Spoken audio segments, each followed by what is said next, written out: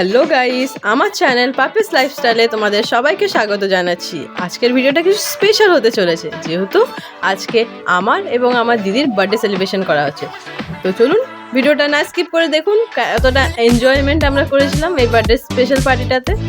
প্রথমেই আমরা স্টার্ট করেছিলাম বার্থডে পার্টিটা ক্ষীর দিয়ে, যেটা মায়ের হাতে ঠাকুরের নিবেদিত পায়েস ছিল।